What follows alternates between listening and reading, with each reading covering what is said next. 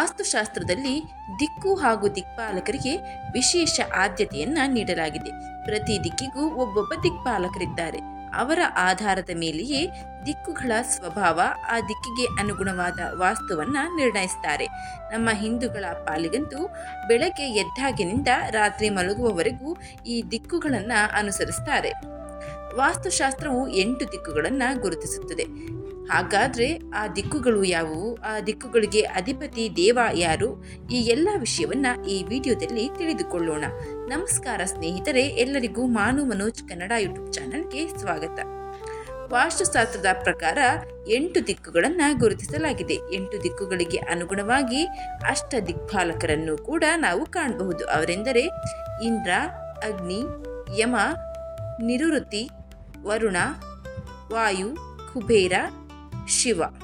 ಇದಲ್ಲದೆ ವಾಸ್ತು ಮತ್ತೆರಡು ದಿಕ್ಕುಗಳನ್ನು ಗುರುತಿಸುತ್ತದೆ. ಅದೆಂದರೆ ಊರ್ಧ್ವ ಮತ್ತು ಅಧೋ, ಅಂದರೆ ಆಕಾಶ ಮತ್ತು ಭೂಮಿ.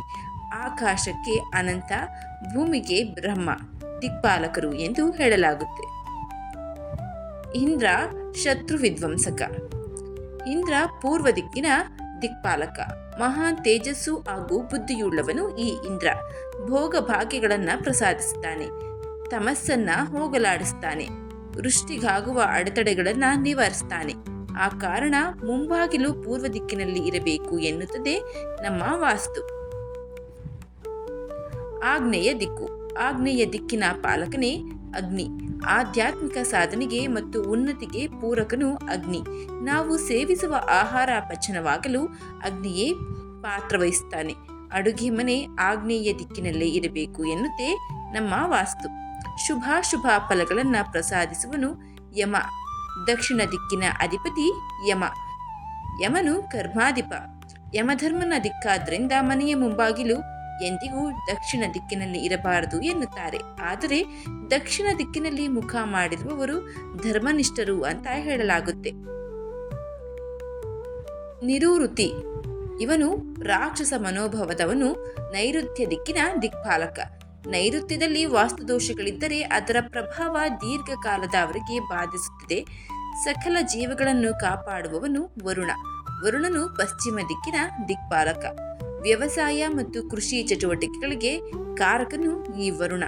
ಗೃಹೇಶನಿಗೆ ಹೆಸರು ಕೀರ್ತಿಗಳನ್ನು ತಂದುಕೊಡುವ ಈ ದಿಕ್ಕು ದೋಷಯುಕ್ತವಾದಲ್ಲಿ ಜೀವನದಲ್ಲಿ ಏಳಿಗೆಗೆ ಇಲ್ಲದೆ ಅಭಿವೃದ್ಧಿ ಇಲ್ಲದಂತಾಗೋಗುತ್ತೆ.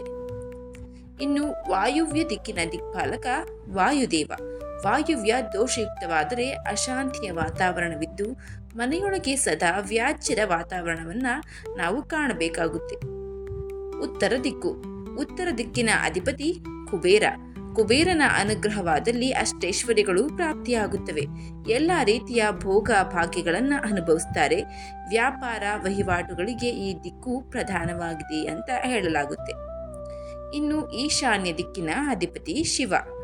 ಅಶುಭಗಳನ್ನು ನಿವಾರಿಸಿ ಶುಭವನ್ನ ಕೊಡುವಾತ. ಈಶಾನ್ಯ ವಲಯ ಯಾವಾಗಲೂ ಸ್ವಚ್ಛವಾಗಿದ್ದು ಖಾಲಿಯಾಗಿರಬೇಕು. ಪೂಜಾ ಗೃಹವನ್ನ ಈ ಈಶಾನ್ಯ ದಿಕ್ಕಿನಲ್ಲಿ ನಿರ್ಮಿಸಬೇಕು. ಈಶಾನ್ಯ ದಿಕ್ಕೇನಾದರೂ ದೋಷದಿಂದ ಕೂಡಿದ್ರೆ ಮಕ್ಕಳ ಏಳಿಗೆಯಲ್ಲಿ ಅಡೆತಡೆ ಉಂಟಾಗುತ್ತದೆ, ಅಭಿವೃದ್ಧಿ ಕುಂಠಿತವಾಗುತ್ತದೆ ಎಂದು ಹೇಳಲಾಗುತ್ತೆ. ಇದು ದಿಕ್ಪಾಲಕರು ಮತ್ತು ದಿಕ್ಪಾಲಕರ ಕರ್ತವ್ಯಗಳು ಮತ್ತು ಅವರಿಂದ ನಮಗೆ ಉಂಟಾಗುವಂತಹ ಫಲಾಫಲಗಳ ಬಗ್ಗೆ ಚಿಕ್ಕದಾದ ಮಾಹಿತಿ. ಈ ಮಾಹಿತಿ ನಿಮಗೆ ಇಷ್ಟ ಆಗಿದ್ರೆ ದಯವಿಟ್ಟು ಶೇರ್ ಮಾಡಿ, ಲೈಕ್ ಮಾಡಿ. ವಿಡಿಯೋ ಬಗ್ಗೆ ನಿಮ್ಮ ಅನಿಸಿಕೆ ಅಭಿಪ್ರಾಯವನ್ನು ಕಮೆಂಟ್ ಬಾಕ್ಸ್ನಲ್ಲಿ ತಿಳಿಸಿ. ಚಾನಲ್ನ ಇನ್ನೂ ಸಬ್ಸ್ಕ್ರೈಬ್ ಮಾಡ್ಕೊಂಡೆ ನೋಡ್ತಾ ಇದ್ದರೆ ದಯವಿಟ್ಟು ಸಬ್ಸ್ಕ್ರೈಬ್ ಮಾಡಿಕೊಂಡು ನೋಡಿ. ಧನ್ಯವಾದಗಳು.